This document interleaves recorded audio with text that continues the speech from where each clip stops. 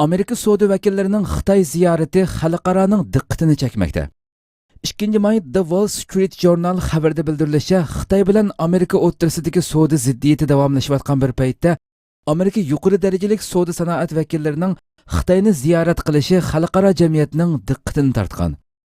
Xabarda Xitoy Amerika vakillarini qarshi olib, Amerika vakillarini Xitoy bilan ko'rishishga o'rinlashtirish, Xitoyning Amerika mollariga qo'ygan boj nisbatini tövallatish qatorliq cho'ng sovg'alarni taqdim qilishga tayyorlik qilgan bo'lsa-mu, biroq Amerika vakillariga ta'sir qilishi notayin ekanligi, Amerika bilan Xitoy o'rtasidagi qosh bilan kirpikning oraliqida qolgan savdo urushini to'sib qala olmaydiganligini bildirgan. Xabarda Amerika savdo o'maklari bilan Xitoy doiralarining ko'rishishi 3 may ati boshlanganligi, ikki tarafning munosabati 10 necha yildan beri eng tuvanchakka tushib qolganligi, bu qitimqi Amerika savdo o'makining Xitoyni ziyorat qilishi Xitoy o'ylagandek o'ngishliq bo'lmaydiganligi bildirildi. Sharq Turkistonda tuqqan yo'qlashga cheklama qo'yildi. 2 may China Eye to'g'ri bergan xabarda bildirilishicha, Xitoy rejimi G'uljining Ko'nas nahiyasida aholilarning tuqqanlari bilan berish-kelish qilishiga qattiq cheklama qo'ygan.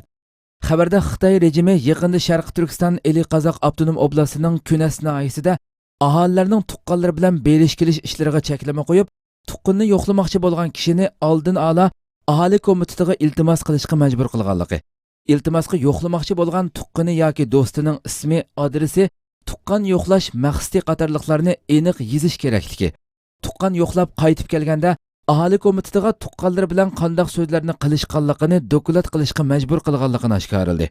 Ismini oshkorlashni xohlamaydigan bir qozoq qarindishimiz muxbirning ziyoratini qabul qilib, tuqqan yo'qlab qaytib kelgan kishi aholi komitetidagi kommunistlar tarafidan tuqqanlari bilan ko'rishganda qanday so'zlarni ishiltib salom qilishganligi, tuqqanlar bilan qanday chaqchaqlarni qilishganligi haqida so'rilganligi, hatto sherik jinoyat qilgan jinoyatchilarni so'roq qilganda tuqqan yo'qlab qaytib kelgan kishi dokulat qilgan ahvollari bilan qarish taraf dokulat qilgan ahvollarni selishtirib tekshiradiganligi, agar ikki tarafning qilgan dokulati udul chiqmasa, atalmish tarbiyalash lageriga nazarband qilinadiganligi, Xitoy rejimining hozir qozoqlarga jinoyatchidek muomala qilayotganligini oshkorladi.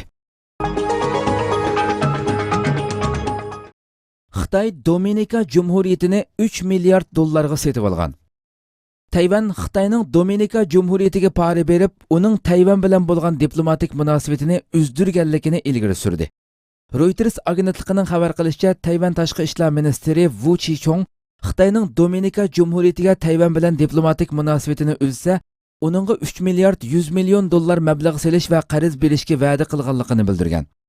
Dominika Jumhuriyati seshanba kuni Tayvan bilan bo'lgan uzun yillik diplomatik munosabatini uzib, Xitoy bilan diplomatik munosabat o'rnatganligini jakarlagan edi.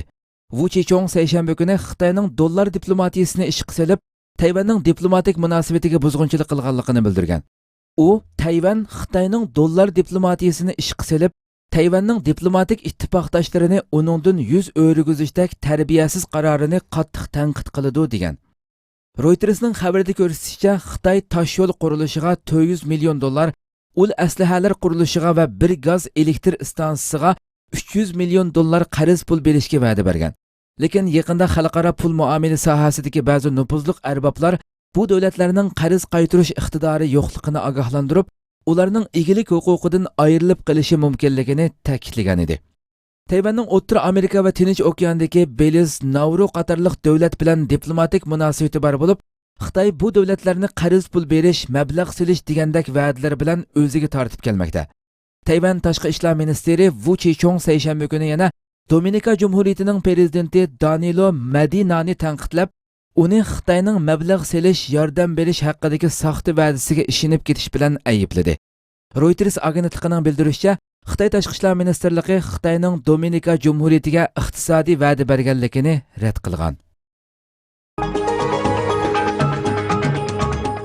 Amerika Xitoyning Amerika xazina chekini to'kma qilib setishidan ansirmaydiganligini bildirdi. Erkin Osiyo radiosining xabarida bildirilishicha, Amerika Moliya ministri Mnuchin Xitoyning qo'lidagi Amerika xazina chekini to'kma qilib setib, Amerikadan o'ch elishidan andisha qilmaydiganligini bildirgan. CNNning xabar qilishicha, Mnuchin dushanba kuni Amerika xazina chekining kapolatga ega dunyodagi eng sog'lom xazina cheki ekanligini eskartib, uning bozorining intayin kuchli ekanligini ta'kidladi.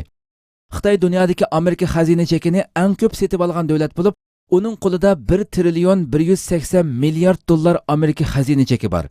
U yaqinda Amerika bilan savdo urushi boshlanib qolsa, uning qo'lidagi xazina chekini to'kma qilib setishdan yonmaydiganligini ilgari surgan.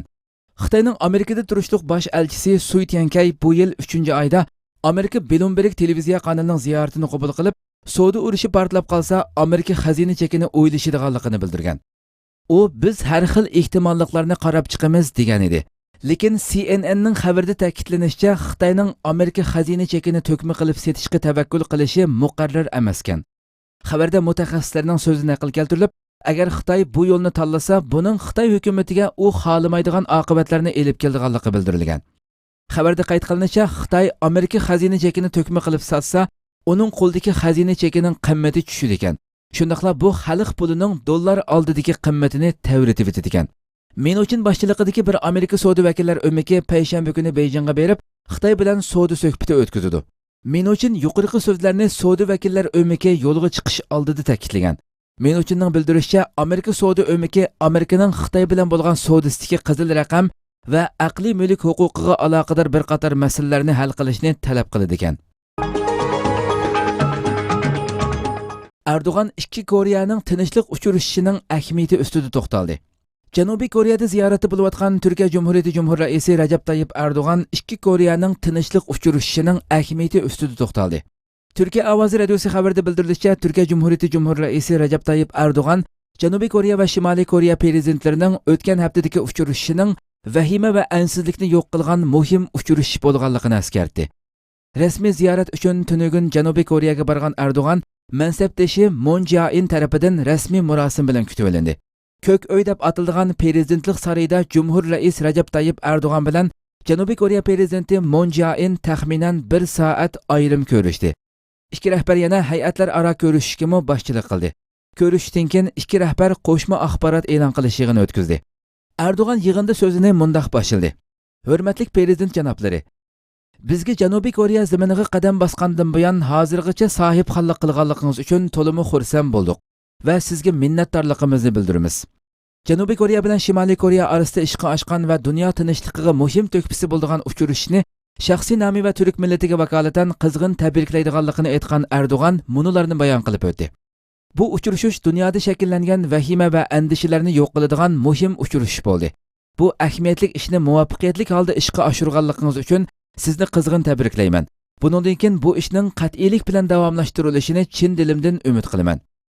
Erdo'g'an Shimoliy Koreyaning boshqa davlatlar bilan tinchlik uchrashishlarini elib borsa, nurg'un ijobiy o'zgarishlarning yuz berishiga turtki bo'lganligini eskartib, Turkiya bu jihatda zimmasiga tushgan vazifani to'liq o'rindashga tayyor dedi.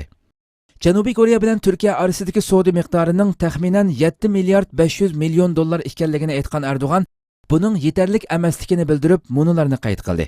Savdo munosabatimizni texmo kuchaytirishni orzu qilamiz. Har ikki davlat nupus jihatdagi ortiqchiligi va G20 davlat guruhiga a'zo bo'lishdek ustunligi bilan savdo miqdorimizni texmo yuqori saviyaga yetkazgili bo'ladi deb qarayman. Turkiya bilan Janubiy Koreyaning navbatdagi nupusi 132 million atrofida. 132 millionga nisbatan ikki davlat orasidagi savdo miqdori to'limi to'van. Savdo miqdorimizni 10-15 millionga nimishqa yetkazolmaymiz.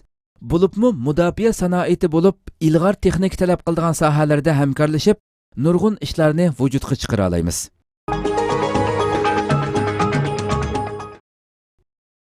Nigeriyada jamiyaga hujum qilish voqeasi yuz berdi. 2 may Qrim agentligiga bergan xabarda bildirilishicha, Nigeriyada jamiyaga hujum qilish voqeasi yuz berib, 42 odamning joniga zamin bo'ldi.